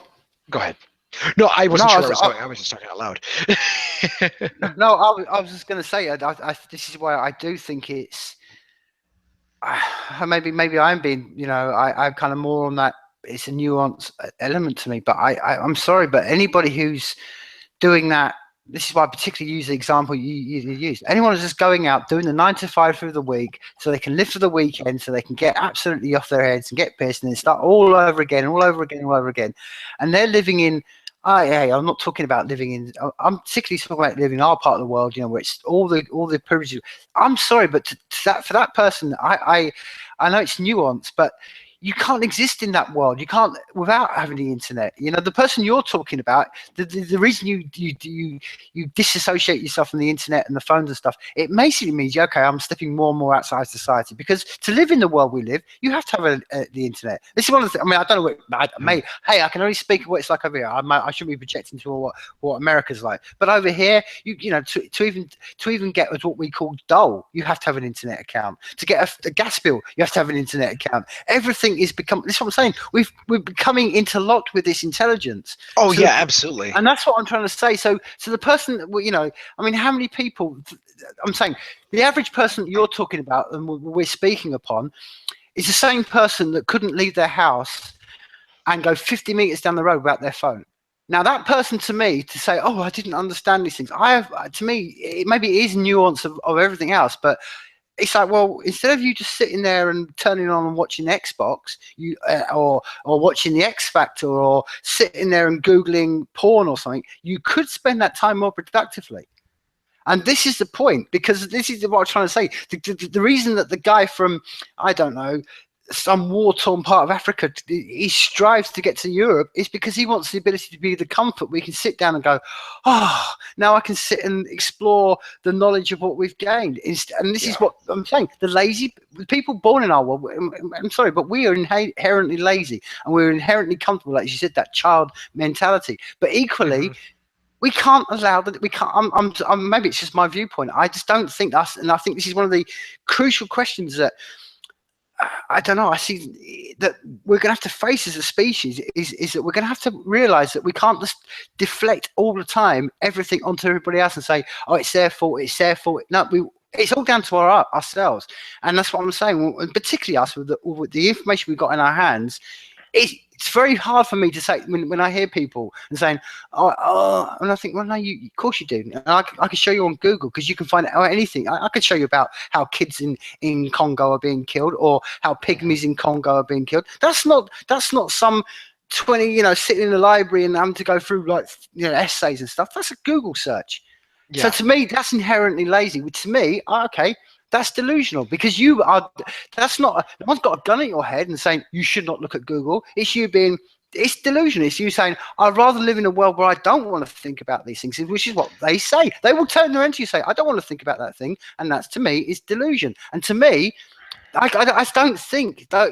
That's great. I don't mind people being like that. Everyone's got their own, as long as it's not harming anybody. But hey, it's that laziness and that critical non-thinking that when you start scaling it up and it goes from just one person to one person, you start, oh man, this is what leads to America. That's what leads to this whole great debate you're going to have between some, looks like some Las Vegas poker man and some, warlord bitch. It's ridiculous. That's pretty on the nose. Yeah, that was good. But it's what leads to that, because it's this non-critical thinking that people go, oh well, and and to me, it's like, well, this doesn't have to exist. If you just did a bit of like I'm saying, instead of like you were talking about, instead of just going, oh, I'm not going to live for anything, I don't want to think about it, use some of that energy, use some of this great computer we've got. And that's what frustrates me. And I've got to the point in my life, maybe because I'm getting a bit older, of going, no, maybe that, I'm not saying intolerance, but it's more kind of like, hey, you've got this great computer, and especially I'm not saying, maybe because I've lived in parts of the world. I've lived in parts of the world and seen people with nothing, lived amongst people who have nothing. I've seen people who have, for want of a better word, lower mental capacities. And then when I see people with all these privileges and comforts, and they're sitting there and all they're using it for is, like you said, there's been this baby mentality, just throwing their toys out the cart. My patience for those people is very, very small, because I'm like, hey, this isn't 10 years ago we go, I didn't know anything about that. These people, these babies know it all, and they're choosing not to. And I just think it's, all the time they're throwing their stuff out and being offended by this and another. Humans are right now dying on this planet, and to me, we can make change. You know, hey, I'm not saying, and that's what frustrates me, because all the people that want to switch off, they're saying to you, I don't want to do it. I don't want to participate. And to me, if you look at that on a biological level, it's like, well, aren't you just like a parasite then? Aren't you just something that's just going to take and take and take, and you don't want to contribute and you don't want to add anything, and you've got this great enormous ego that says basically to the animal that you're parasiting on, oh, you only exist because of me. And it's the other way around, that we, you know, as in nature, that's what the parasite will tell the creature. Your existence is totally reliant on me. And it's actually the truth is, you go to a dog and take a tick off it, the tick dies, not the dog. But the tick will convince the dog that the dog needs the tick. And that's what I'm saying. We're living in this culture where we're allowing the children to rule the roost. And I just think it's a dangerous thing to say, well, we can't blame them too much. And I think, well, no, because all the time that's happening, that's great. On an individual level, it's brilliant. But on a collective level, it leads to Clinton versus Trump. And that is a dangerous world, man, because those guys have got their finger on the nuclear trigger, man. And either side of that equation scares the shit out of me, because you've got a warlord Clinton or some guy who believes in 10-foot walls and has got some, I mean, look at him, man. I mean, and both those people have got their finger on the bomb. And that scares the shit out of me. Yeah. I suppose the only, pseudo counter to that I can come up with is that there also exists numerous systems to keep people in that position where they aren't being challenged. There's an entire data complex, the government and the corporations that, for lack of a better word, rule the government, that are saying, don't show them this, show them that, don't show them this, don't show them that, but do show them this. And so there's a myriad of things that are being deliberately hidden from people. And I think, and again, I'm not to say that they are devoid of any responsibility, but if you don't know there's an earthquake in Hong Kong, how can you feel bad about it? Like, obviously, if you were to search Hong Kong, or if you were to do other things, you could find it. But they're being fed things that feed into their worldview. Right now, Facebook is feeding you things that they know that you want to hear. If you go into your advertising, you can see where they have you pegged as a moderate, a liberal, or a conservative. And you can figure out exactly what they're playing towards.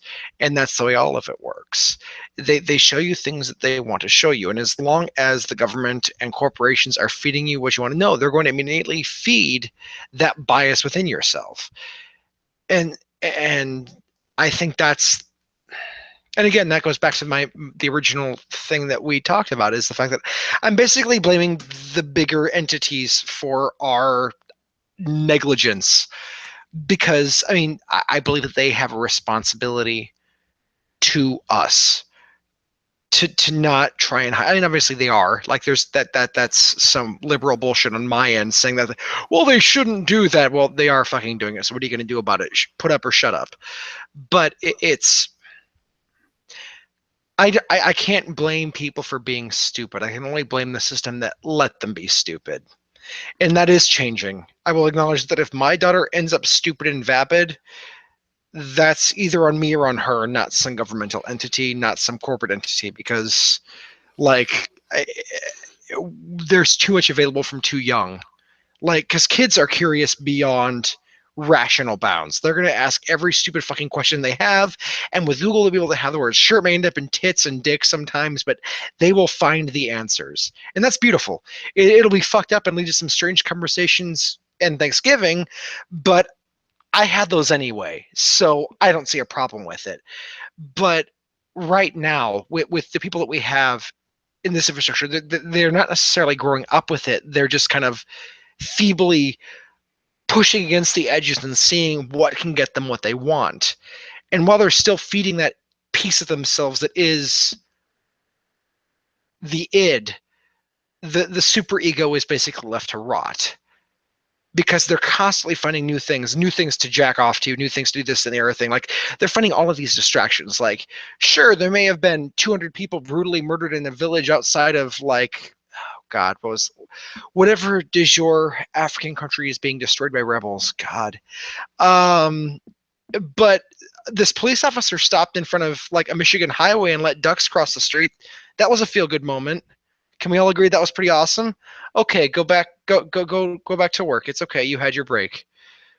I don't know. It's tricky for me. I don't have a right answer. I know there's not a right answer, but I want it to be that, you know, we're transforming. We're becoming something better. But right now it's ugly, it's imperfect, and it's really fucking lazy because no one's had to fight for information like this before. Like, no one's had to find the right words or the right questions to ask. Everyone's been able to just read enough or partake enough passively in the world that they exist in, and they've sort of stumbled upon it. You know what I mean? Like, when you read the newspapers back in, like, Napoleonic times, or indeed pre-World War II times, before there was the propaganda department, you could find these editorials that were legitimately delving into the issues as they were. And that's not the case anymore. Journalism is dead. News is dead. Everything is dead. And so we're basically adrift among corpses. And so we don't have anything true to hold on to. And I think in 10, 15, 20, 30 years, that will change. But right now, fuck, no one has a goddamn chance. But isn't this where the ball comes back into our court as creators? Oh, absolutely. It's never out of our hand. I don't mean to say that we're completely and totally removed from responsibility. I don't know. Sorry, I meant in the sense of, this to me is the war of art to me. The war of art is basically, we've got to find the things that are going to distract the people better than the X factors and all this. This is our war. This is the war of us, the creative. We've got to find. That's beautiful. I love that. You were saying about, you know, the how can we feed things to, for want of a better word, to wake people up? It's giving them great art, giving them great novels, and that is surely the struggle that me and you will understand very well. Because hey, I mean, I'll take this right back to, you know, to us being writers. When we're sitting here like we are, you know, 2 a.m, whenever you find that moment you're sitting and writing, you're doing it, and everybody knows. I'm sure you'll know. You could shit out a piece. I could shit out a piece of work. I could shit out a piece of artwork. But as much as we could do, we could get away with that. And equally, it's what I find frustrating as an artist. When I see people who do that, that frustrates me the most. When I see writers or artists who would just shit this stuff out, I go, you lazy, you know, they're the most annoying people in the world to me. But equally, this is the war of what I'm saying. This is what the war of art is all about. We're in those moments alone in the room with probably just a candle or a light or whatever it may be. We're trying to do the best, and what we're trying to do is we're trying to think what's the best we can give out of what we're chatting about and conversation here about is to basically what can we. We're up against X Factor. We're up against corporations that have millions and millions, and they tap into all the lizard parts of the brain. And we're trying to shake people up from the lizard part of the brain and say, stop thinking about tits and sex and stuff like this and violence. And we try to do this. This is the war of art. And that's where the ball, as I say, goes back into our court. Because it's surely us as creative, we have the responsibility to give people something that's greater than the distraction that we're being fed. And I think it's possible for us all. I think there's a lot of, generally in the creative world right now, there's just inherent laziness where a lot of people are shitting out. And I think that's what frustrates me. That's why I get frustrated a lot of times with the creative community, because I think, hey, come on, people, we know the process. We know what we're trying to do. Stop being lazy, because what we're doing for isn't just for adulation. I've never met a real creative person who I've been inspired by, or who's been driven by money or by fame. They just do it because they want to do the best of what they can, because it's that moment when you're in that flow and it almost flows out of you. But that is our responsibility, and I'm sure I don't know how you feel about it, but I just think that's the great privilege we have as creative people. We have the ability to put our stick in the wheel of the spoke of the system, and maybe jam it up a bit, and I think that's great that we've got that, and this is where it falls onto people like me and you, and I'm sure that's something you know about, because if not, why are you doing? I mean, that's why are you writing? I mean, that's what you're trying to do, isn't it? Surely. I mean, I'm mainly a failed conformist, honestly. I want to feel loved, like, beyond anything. Whether that becomes from the iconoclasts or like the lowest common denominator, I don't care. I just want to feel like my life is vindicated somehow, as if I'm not a waste of space. That's really where I'm at. But in your high and mighty, I'm kidding. No, absolutely. It comes to a higher meaning.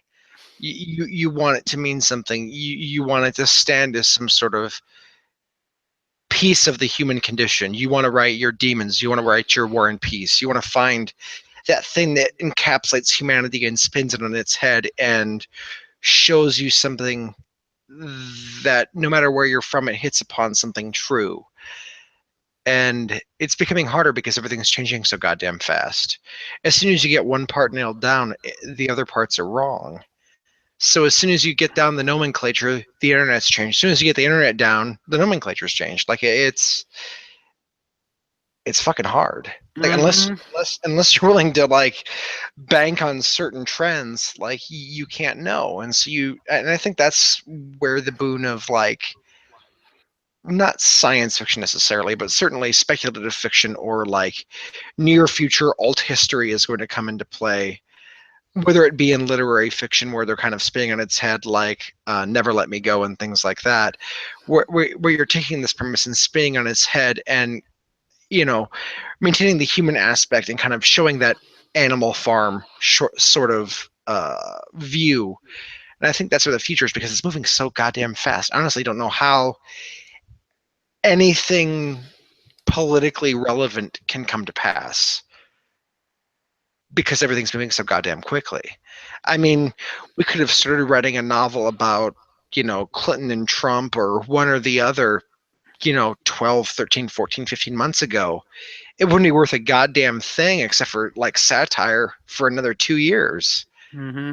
Unless you're a goddamn genius, I guess, or writing like, Slate articles where you're sticking it to them or whatever. But like legitimate thought-provoking fiction takes time, and time is something that is becoming increasingly shoddy. So I don't know. I think that we have a power. I'm not sure we know the degree of that power yet, because with everything changing so quickly, I feel like maybe short stories, shorter fiction is possibly the way for political writing to go, or I guess politically aware writing, not necessarily political writing, because political writing is, boring and tedious. No one wants to be like poo-pooed upon by some pretentious asshole behind a computer screen. Like, there's no good there. It's unsavory. But there's got to be something, because we've got to be able to make our dystopias, our utopias, and everything in between. I don't know what you write. I assume you deal with things like now in your writing. I guess I don't know for sure. How do you deal with like that, the rate by which things change? Do you try to write like classically, like in terms of like raw human emotion? Like, how do you know? No, I've always tended to take a completely time. I try to take time out of my. That's what out of anything I write. That's what. Some of the reasons why I read. I almost say I don't tend to write fiction as much. I tend to. Okay. I like to because I just don't like. It's one of the things that I really grated me when I was at university studying. It was like there's always thing about they wanted to box you in, do something about time and place or context of time, and it was like no. Because like you said, you can't focus on something on a time because it's gone. And this is one of the things I try to almost take it to the out. This is where maybe I get into philosophy and stuff. Sure. But what I find fascinating is, and I mean, you touched upon something, and you know, about us as creative people, because I face this dilemma all the time. I mean, you know, we, like you said, we're living in this current, and I think you eruditely spoke upon it earlier on. You said, well, it is in this very quick but babyish culture we live in right now, but we're very both aware that this is just going to be a transitory phase. You know what I mean? So it's kind of like, this is what I'm saying. It's one of the things that I as creative people, these are the things that we faced. I mean, do we just jump in now and feed what they want to do? Do we go and give them short-term pieces and go with the current norm, or do we go and chalk our own path away? Now, I've got both ways. This is how I deal with it. I think we have to live in both worlds. We can't just ignore the social media world, because if not, we're not going to become relevant. Because that's like saying, well, I'm still going to drive a horse and cart in the world of cars. Well, you're a fucking idiot. You know what I mean? But the point is, wool sweaters are terrible. But I still go back to this whole point, and this is what I always do. And I think that as much as we're being told at the moment, it's everything's short, quick. Da, da, da, da. I don't know how you feel, but I think it's always been a part of the human condition that we do like long things, long stories around campfires. Really, you know, I think one of the things that's difficult to do with a book is the actual difficulty of reading. I think that's a very difficult thing, but people can listen to, you know, podcasts that go on for 2 hours. There would be people listening to this tonight. That to me is what we're seeing. People, in the terms of art, people still love hand stuff that's been done by, you know, me, by putting things on a canvas. They like these things. People like the handmade things. This is this weird duality we live in, where everything's short-term, social media, digital, and yet there's this other part of human beings. As much as that goes on and progresses into the future, there's a need that human being. They love anything that's handmade. Oh, show me something that's been touched by a human. And I think this is that weird thing that people don't understand when you're not in the creative, you know, mindset. They don't understand this whole thing, because these are that's almost like the jumping off point that we start with. We're like, okay, am I aiming this for social media, or am I aiming this for a longer piece? You tapped upon it in the novel that, you know, refuses to be written. It's exactly that point, because you're kind of thinking, oh, do I spend a long time doing something that could be completely irrelevant by the time I finish it? And that's that whole struggle that creative people. But what I'm trying to say is, I don't think this is any different to going back to where we started this conversation. If we'd gone back 300 years ago, do you really think that's any different from any creative person who's sitting there? They've seen change. They've looked at entities in the world and power structures and stuff, and maybe, you know, sitting. I mean, Van Gogh is a perfect example, man. He spent his whole life tortured by his creativity and what he's doing. I mean, I don't think it's intrinsically different. As much as I think we have got more knowledge in our hands, and I think we've spoken quite eruditely upon this in this whole conversation. But equally, I don't think there's a lot of difference. If you took me and you back down to 300, 400 years ago, okay, a lot of things have changed, but the struggle of the creative person, who's the guy who's sitting there and going, Dickens, do I sit down and write, you know, Tales of Two City, or do I just go down to the local opium den and get absolutely hammered? The same questions would have gone on over and over again, but the difference is, why do we remember Dickens? Because he did have that discipline to get up and do it. Why will people remember you? Because your website. And that's what I'm saying. Because everybody's got, I've got a story inside me. I've got a painting. The difference that separates us is the ones that put the effort into the war of art, or the war of the creative, and actually get up and do it. And that's why I always think I have respect for. Because, like you said, we're in heart, and I'm very much like you. I'm very competitive. That's what inspires. That's what I love creative people, because it's like, well, he's done that, right? I'm going to do better than that. I'm going to draw better than that. I'm going to write better than that. Because that's great, and that's what I love about that element. Yeah. But equally, all the time you're doing this is what I try to look at, and I maybe it's what maybe I'm speaking only for myself. I'm very aware that I do all this time, and when my best, whenever people say to me, "Oh, what's your favorite piece of work?" I go, "The last one I did." That's it. And then at times, I mean, because we're so much involved in it, we don't step back and go, "Oh, wow, we've done a lot of work." And then you step back and think, "Oh, okay, I might not understand who this is influencing, but I can guarantee you, Jacob, someone will listen to this conversation, whether it's now, in the future, will be inspired by it, and it may go, okay, I'm going to take an hour of my life, switch the TV off, and go and write something." And that's the power we have. It may only affect one person, but that person we may affect may be the next Dickens. Sure. And that's a great thing. That's what I'm trying to say. That's a great ability we all have inside ourselves. But particularly us creative, we're always wrestling with this thing. And I always think that some of the times we kind of, I was guilty of myself. We can torture ourselves and think, oh, what's the point? And but I think the hardest thing to do, that you get into that mindset, it starts to creep in this laziness, and you think, oh, there's no point. The task is too hard. And I think it's just a case of sometimes just putting it down, moving it on. And that's how you can go back to what you asked me. It's how I've always written. I thought I'll just write what I feel that moment and leave it. Do the best I can and leave it. And then I go back and go, oh, okay. And I don't have a structure. Maybe that's just my style of doing things.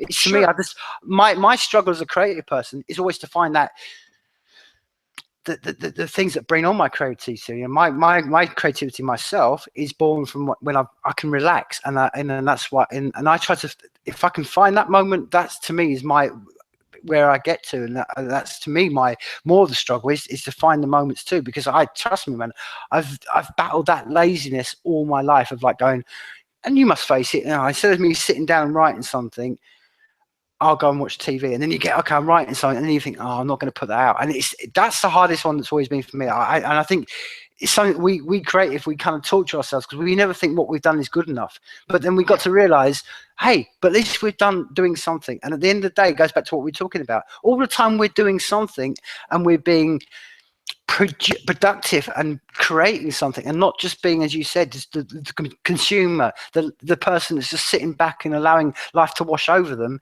That to me is a win. Always. Yeah.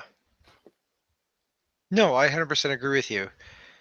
I suppose the creative doubt thing, it's something that I am more than in tune with ever since I graduated. I mean, it's been 5 years since I wrote anything worth a damn. But it's there is that inherent doubt whenever you create something that, is it worth your time? Is it worth someone else's time? And I'm beginning to wonder if the biggest way to overcome it is just to realize that everyone's time is inherently worthless because they decide what they're going to do with it. Therefore, no one has any ability to define themselves through that. Because I don't know, I struggle with the idea of quality, because we want everything to be perfect. I feel like that is often, like, I don't want to say true creative, because that's pretentious and completely and totally like alienating, but those that want everything, whether it be fiction, nonfiction, they want it to ring like poetry. They want every word to be where it's supposed to be. I'm wondering whether that's the greatest burden, is doubting whether or not anyone else is going to spend the time, and that if it's not worth their time, it needs to be immediately scrapped, and we make that commitment that it's not worth the time before anyone else has a chance to look at it. And again, there's no real end game to that thought process. I'm just, it's tricky for me because I'm still dealing with it. I don't know how to overcome it. It's just a very slippery slope with regards to knowing that there's something out there that you want to toy with, that you want to find the end game of, and then stumbling into nothing, because whether you hit a wall or the wall hits you, it's debilitating.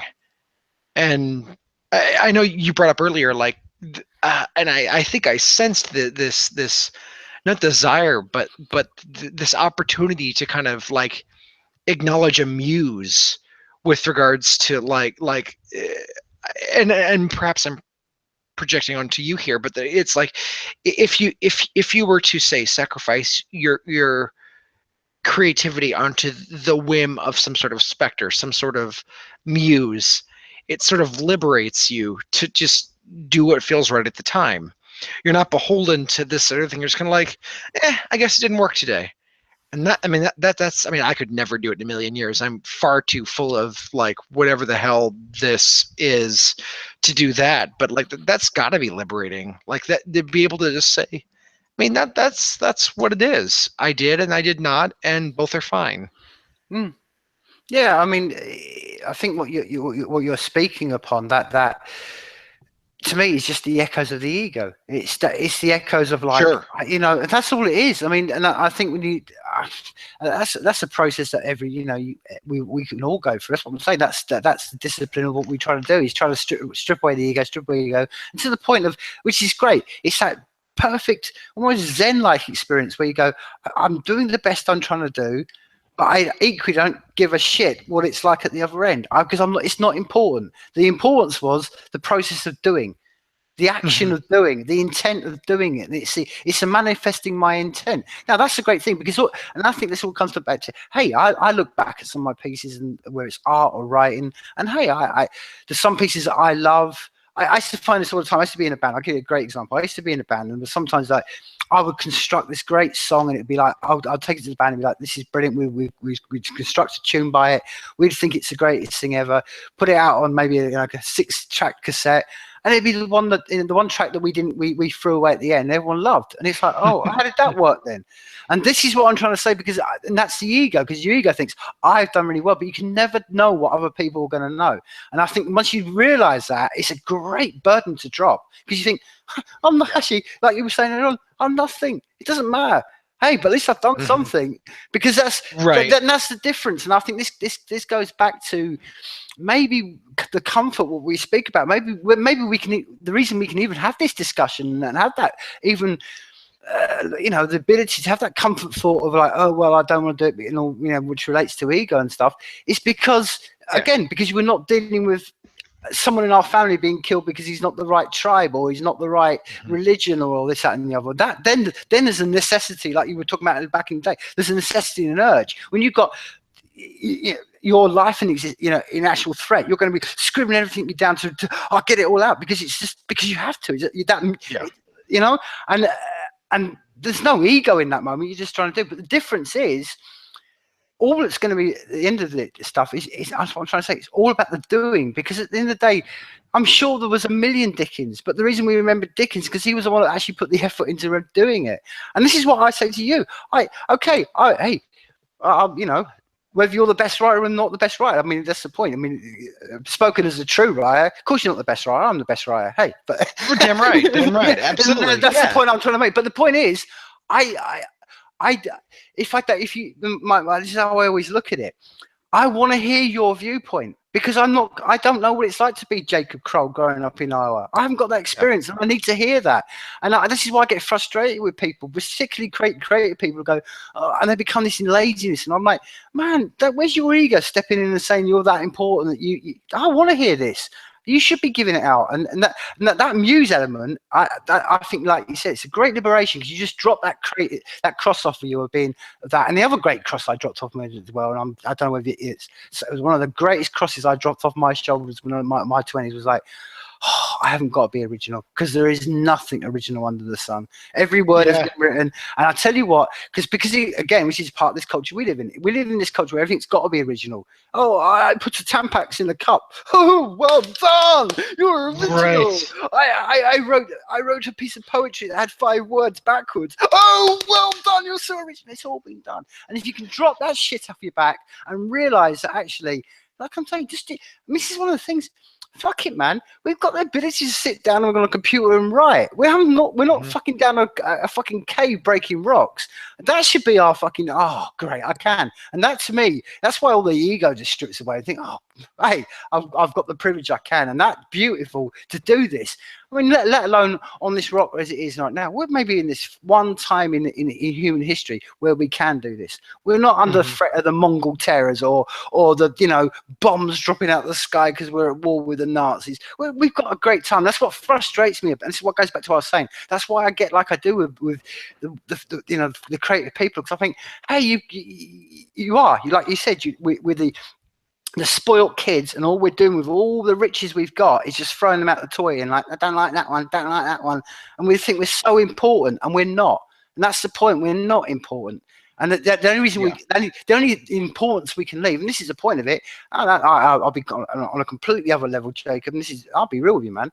Your daughters will want to read this. I'm always on like this. I'm like this to my father. Dad, you need to write stuff down, man, because I don't know your story, and I need to know it. And it's really important because, as you said, this is the human element. Because if you, like, you know, that's why it's important. If you don't do it for any other reason, and that's the great thing about having kids, you separate yourself from yourself, and you realize there's another human being you're responsible. Absolutely. Use your daughter as a muse, man. That's how, you know. That's if you want to muse, use your daughter. Because she'll want to know these thoughts, and she'll want to know what you were thinking. As you've done on your website, what was I thinking in July 15? What was I thinking in July 14? And it's not important what you were thinking. Oh, absolutely not. And you'll look back at it and might think it's the biggest piece of steaming turd you've ever written. But hey, she'll be fascinated by it. Guarantee. When she gets to her 20s, she'll be like, can you imagine if your dad had done the same thing? And he had all these, and he was incredible. Fantastic. It'd be fantastic. And that's what Yeah. And that's why I say, that's why as I was speaking upon, why I feel like I do about us in our world, and we don't make use of the tools and the freedom and the ability and all the things we've got, and we just go, and it all boils down to what I was saying before, basically, just the echoes of ego. Yeah. Yeah, no, I wholly agree with you. I think, especially creatively, the ego is the thing that fills in for the audience. It's what tells us whether it's good enough or not. And sometimes our ego is too big, so we think everything is worth holding on to. And sometimes it's too small, so we think nothing is worth holding on to. But ultimately, both are wrong. And I suppose, depending on your audience, like, say, kids, both right. Like, there's no right answer. You just kind of have to, I mean, isn't it really writing for your audience? It's just kind of letting it be what it is in that moment. You can't assign history to something. You can only kind of let it drift in what it is, which is a strange thing because no one knows what anything is at the time. You have to look back at it, you know, years, months, decades, and realize that, yeah, no, in that moment, that's what I needed. Yes, it was embarrassing. Yes, it was the most emotionally immature response to that issue that I could have possibly had. But it was real, and that makes it worth its weight in gold, because there's a lot of bullshit in the world. A lot of emotional things written that aren't written in that moment, but instead fabricated. Things about love, things about hate that just aren't true. I don't know. There's no point to that. I guess that's just kind of the culminating beauty in what I just saw of what you said. It's just sort of like, you know, that's it. Everything, you're guaranteed this moment and nothing else. You can try to look for something ahead, and you can try and find something deeper in what came before, but ultimately both are useless, and you just need to shut the fuck up and make good art. Yeah. And filthy fucking whore mouth and make good art. Exactly. and to be fair, before we wrap this up, I mean, it goes back to almost like 360 to George Orwell. It's one of my favorite George Orwell quotes when he's talking about comedy, and he says, in every joke there's a seed of revolution, and that's the key, man. And that's what I'm trying to say. That's the war of the art. We have got weapons we can use. We have got the weapons we can use against the things we don't like, and that is what I'm saying. It's utilizing that, making people understand that we have weapons in our armory that can bring down the things that frustrate us as creators and drivers. I mean, the reason we're doing what we do, because this is what I'm trying to say, Jacob. I mean, the reason we all do what we do is because basically we want a better world. We don't want a worse world. If we wanted a worse world, we would be picking up a gun. And this is what I always think it always. And this is why I always think it always boils down to both elements. You know, we all want a better world, and that's what we're trying to do. So that's why I think, you know, we do what we do. And I don't think this is just on a general one. And, you know, all the time that we are doing this is why I think whether they're putting out their weapons, whether they're fighting duds or whatever, okay, we as maybe, as you know, like we are, you know, man to man, we're very much competitive and stuff, and we would make sure, okay, I'm never going to fire a dud. I'm always going to put the perfect silver bullet that's going to kill the vampire in one shot. That's us. But okay, but but as much as that may frustrate us as we're looking out and people are like, oh, look at these novices all bunging duds out all the time, and this is what I'm saying, even that's a win, because all the time, even your Justin Biebers, even your all that, as much as they're abhorrent to me, and I think they're just the most like demons running amok on our world, but But hey, every time I got Justin Bieber sitting up on a stage entertaining loads of girls, it means that for that moment in time, that there's maybe 7,000 girls and him who aren't on a battlefield with a weapon. And to me, that's always a win. That's why, whether they're creating shit or anything, creativity has to be done. And this is what I'm saying. So it is a war, because that's why I'm being black and white, because as you know, we've spoken about it tonight, there is entities on this planet who think what we're doing is abhorrent. And that's why this is the real shit. This is why I'm going to, before we bring the back down to crash this whole podcast, it goes back to what I was saying. When I lived in Argentina, when it makes you really realize that the first thing that happens when authoritarian happens and when these entities arise, the first thing they wipe out the creatives. And that's when you realize it's a war. And we can't be slackers on the creative side and think, oh, well, it's all going to be fine, or, oh, God, it's all doom and I might as well give up. No, we've got to stand up. Because that's what I'm saying. Because we're driving to make the world a better place. And all the time we're sitting back and going, I don't want to do this because of an ego problem or whatever it may be, we're allowing that other entity to grow. And I think that's a responsibility that every human being can't turn away from. Yeah, that makes perfect sense to me. It's, yeah. I've got nothing to add to that. I'm sorry.